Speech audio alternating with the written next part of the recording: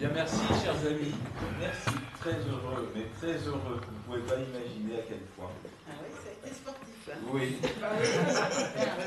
Alors, mais c'est un nouvel an interreligieux, un dialogue interreligieux et un déjeuner interreligieux du nouvel an. Oui. Jamais on n'y avait pensé. Et c'est la toute première fois. Après l'association qui a été fondée en 2005. Hein, exactement. Voilà. Et donc c'est aussi grâce à Youssef qui nous a suggéré cette idée, en disant mais je serai là de passage à Paris, venant d'Alger, entre le 29 et le 2 janvier, alors ce serait l'occasion de se voir. Et voilà, l'idée a jailli de faire un repas interreligieux pour le Nouvel An. Et merci à Joseph, merci à Françoise, merci à tous les paroissiens ici qui nous reçoivent, bien sûr merci à monsieur le curé, parce que, et merci à Solange, qui a bien voulu prendre en charge aussi les frais de la salle, très généreusement, qui nous avait déjà invités à un tel repas. Alors pas un premier temps, mais vous vous en souvenez, ici même, voilà, pour une autre occasion. Mais là, le Nouvel An interreligieux, on ne pensait pas qu'il y aurait, on l'a organisé un peu rapidement, autant de monde, de toutes les religions, et on pense que c'est très encourageant pour la suite. Surtout en ce moment. Surtout en ce moment. C'est d'actualité. Et merci à tous les amis d'être venus, parfois de loin, comme Fakedine Essaïdi, qui est venu du Maroc, je ne dirais pas exprès pour le déjeuner du Nouvel An, ce serait un peu orgueilleux de ma part, mais enfin, merci d'avoir fait le geste de venir à Paris alors que vous êtes à peine arrivé en France. Et oui, alors en fait, on peut demander l'utilité d'un repas interreligieux du Nouvel An. Pourquoi? Parce que chez les chrétiens, il n'y a pas de fête du Nouvel An. Enfin, il y a une fête du Nouvel An, mais pas une fête chrétienne. Et c'est très curieux parce qu'il y a une fête chez les Juifs, les Rosh Hashanah, enfin, on en parlera tout à l'heure avec nos amis qui sont là. Il y a une fête chez les musulmans, on va en parler aussi tout à l'heure. Il y a une fête chez les bouddhistes qui n'ont pas pu venir, mais je ne désespère pas qu'un mois peut-être des nôtres tout à l'heure, c'était pas évident parce qu'ils étaient tous en retraite aujourd'hui. Il y a aussi une fête chez les hindouistes, les fêtes du jour du ciel. Mais chez les chrétiens, bon, il n'y a pas de fête. On a eu la messe dimanche, hein, chez les catholiques, et le culte chez les protestants. Parce que le dimanche, le premier an tombait à dimanche, et donc on a parlé du premier temps. Mais sinon, non. Et c'est un peu une interrogation parce que l'origine, elle est quand même chrétienne. C'est le moine Scythe Denis Exigus, dit le Petit, qui au VIe siècle a calculé, on sait qu'il a fait quelques erreurs, mais calculé quand même, le jour de naissance de Jésus. Et il a calculé à partir de 754, en fait, après la fondation de Rome, qui était le calcul de base de l'époque. Et donc ça, c'était le Noël. Et ensuite, il a calculé le début de l'ère chrétienne, donc qui va devenir notre Nouvel An, 8 jours après. Parce que 8 jours après, Jésus, il s'est fait circoncire. Voilà. Donc en fait, quand on fête le Nouvel An, on fête la circoncision de Jésus, et curieusement, qui est un rituel juif, la circoncision, et curieusement, les chrétiens ne célèbrent pas cet événement, qui marque quand même le début de notre calendrier chrétien. Donc c'est une interrogation. Je trouve qu'en tous les cas, que ce moine Denis Exigus était très judéo-chrétien, puisqu'il a choisi la date de la circoncision à un rituel juif. D'ailleurs, Jésus était lui-même juif, les apôtres étaient tous juifs, donc il a eu raison de choisir. Mais évidemment, on se demande pour quelle raison. Au départ, il n'y avait qu'une seule religion. Oui. Il n'y avait qu'une seule religion, et c'est après qu'il y a eu des gens qui ont décidé de faire d'autres religions. Au départ, il n'y en avait qu'une. C'est vrai. Voilà. Et Jésus était juif. Tu as raison. Et c'était une même famille, alors avec des disputes comme il y en a dans les familles, mais ça ne se portait pas à conséquence. Et avec l'éloignement, avec les siècles qui passent, évidemment, c'est devenu ce que c'est devenu, c'est-à-dire deux religions distinctes et des guerres fratricides. Donc on est là, nous, pour avoir des vœux, formuler des vœux de paix, bien sûr, c'est ce qu'on peut faire. Ouais, surtout la paix. Ce qu'il y a de bien, c'est qu'à notre époque, il n'y a plus de guerre de religion comme avant. C'est-à-dire qu'une guerre de religion, c'est pour vocation généralement la conversion collective. C'est ça le but d'une guerre de religion. Aujourd'hui, Il n'y a pas de conversion collective en tant que telle, organisée, orchestrée par des pays, des États les uns contre les autres. Non. Donc ça n'existe plus vraiment, les guerres de religion. Est-ce qu'il existe, d'ailleurs les religions ont fait une balayée également devant leur porte. Ici on est dans une paroisse catholique, je ne sais pas pour les autres religions, vous nous le direz tout à l'heure quand vous prendrez la parole, mais côté catholique, le Vatican II a dit que la religion ne se justifiait pas et qu'en tous les cas, la conversion n'était pas une raison pour faire la guerre. À aucun moment, il fallait forcer quelqu'un pour se convertir. Donc c'est quelque chose de très nouveau, ça date de 1964, mais quand même. Donc côté chrétien, il n'y a plus de justification à la guerre. Vous nous direz côté musulman, côté juif, vous nous direz de votre point de vue. Mais normalement, il n'y a plus de justification à la guerre. Est-ce qu'il y a encore des chocs de civilisation? Je ne crois pas non plus. Parce qu'il y aurait des chocs de civilisation, il n'y aurait pas autant d'États séculiers comme le nôtre. Et on voit bien que même des États qui ont une référence religieuse, comme la Suède, c'est le christianisme, la Grande-Bretagne même d'ailleurs, la Reine et l'anglicanisme, ou même le Maroc, il y a une religion officielle. À aucun moment les États prennent des décisions religieuses en tant que telles, ils prennent des décisions politiques, mais sans référence vraiment à la religion. Donc on peut dire qu'il y a choc de civilisation. Puis par ailleurs, on voit bien qu'il n'y a pas de volonté non plus pour les pays musulmans, par exemple, d'imposer la charia des siècles passés. Donc il n'y a pas de choc de civilisation de ce point de vue-là. L'Arabie Saoudite a bien appliqué la charia, mais pour elle-même, et en plus, elle évolue, on voit bien comment. En interdisant par exemple le port de la baya lors des concours, donc il y a des évolutions aussi de ce point de vue-là. L'Iran, oui, a essayé d'exporter la... On pourra déjeuner. Oui, absolument, on va commencer. L'Iran a voulu exporter la révolution islamique sans y parvenir non plus. Donc il n'y a pas de choc de civilisation en tant que tel, et de plus en plus les pays adoptent quand même des règles, des pratiques démocratiques. Bon.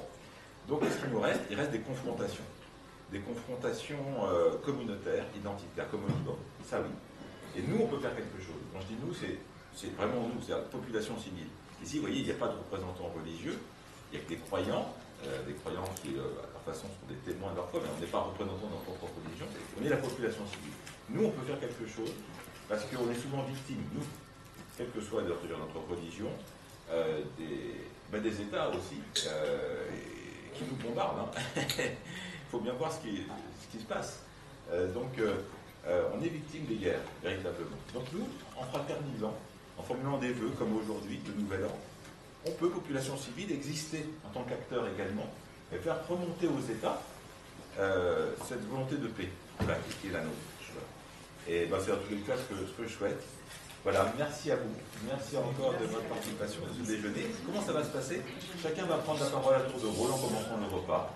Voilà, de façon à se présenter, se connaître, et puis dire formuler quelques vœux en se levant. Comme ça, on apprendra à tous se connaître, et au moment du dessert, on va soulever les bougies. Voilà.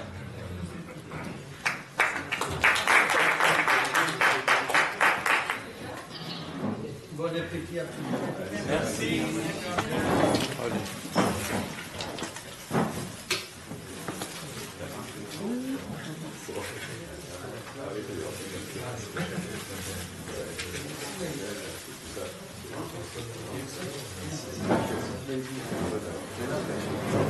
On a un repas vraiment qui va nous aider pour beaucoup de choses. Alors, je mets un peu de vin. Est-ce que quelqu'un va commencer? Oui. Ouais. Désolée, je vais faire pour rien. C'est une bonne idée.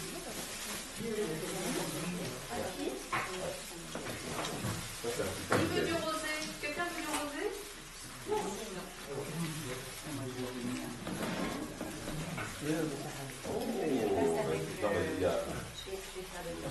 C'est pour soi. Non, c'est pour soi et. On se rappelle d'abord.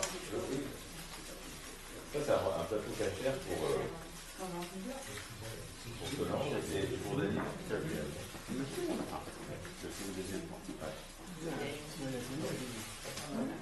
Et ben, en tous les cas, merci aussi à Youssef, parce que c'est Youssef qui a, avec Malik et puis Karim, qui tous les deux ont fait des repas. Merci infiniment. Avec Jamila, C'est Jamila. Ah oui,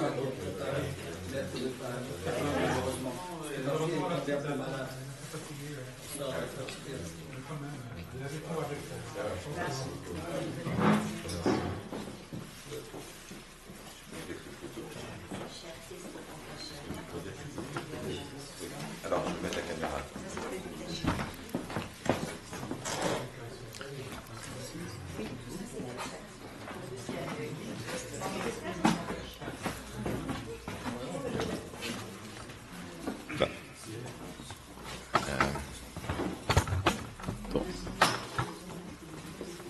Mettre la caméra comme ça.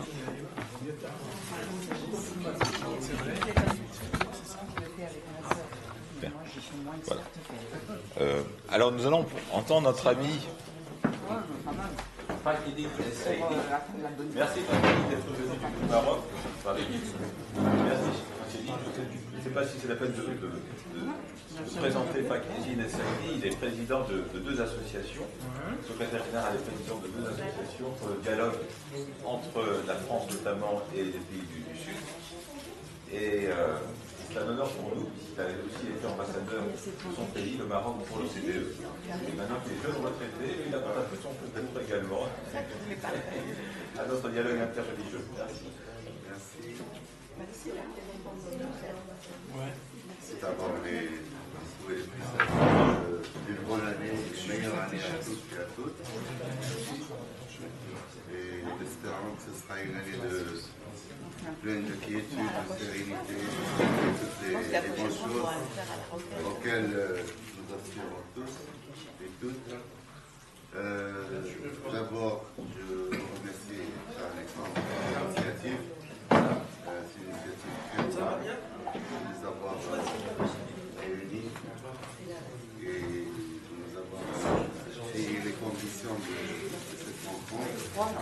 C'est une première en ces circonstances, une connaissance tous. Donc, nous saluons beaucoup l'initiative et je remercie également tous les intervenants qui ont contribué à l'organisation de cette rencontre. J'espère que cette rencontre, comme tu l'as mentionné tout à l'heure, permettra de consolider davantage les idéaux, les valeurs, les principes auxquels nous attachons une grande importance pour le vivre ensemble et pour développer ce vivre ensemble sur des bases communes, à partir de nos valeurs, à partir de nos convictions. Et je crois que là que notre conviction de l'importance du vivre ensemble, elle est très forte, elle est très importante pour construire ensemble. Cette construction, naturellement, passe par le renforcement de la prise de conscience. Et je crois que le rôle de la société civile, il est très important et il est déterminant pour renforcer cette prise de conscience et enclencher l'initiative à l'échelon de la société civile. Cela est très important. Je crois que la société civile n'a pas toujours eu la parole, mais dont le rôle est déterminant dans la prise de décision, pour alimenter les orientations de la politique, des politiques. Je crois que là, nous avons une responsabilité, nous avons un rôle à jouer, nous avons une responsabilité, non seulement envers nous-mêmes, mais envers les générations futures, auxquelles nous aspirons bâtir un monde de paix, de concorde, de stabilité et de prometteur pour toutes les réalisations, prometteur pour toutes tout le développement des majuscules que comporte. Donc, la conscience, j'insiste aussi sur la conscience collective de l'avenir commun, du travail commun et la construction de construire chacun dans son domaine, dans la position où il se trouve. Donc c'est une contribution très importante, très déterminante en France, en toute symbiose avec les lois de la République et avec le contexte dans lequel nous nous vivons. Il n'y a pas de choc de civilisation, comme vous venez de mentionner. Il n'y a pas de choc de civilisation. Il y a des dérives, peut-être qu'il faut surmonter progressivement. C'est grâce, je ne veux pas être très long, mais les principales idées sur lesquelles je vais insister, c'est de renforcer la prise de conscience pour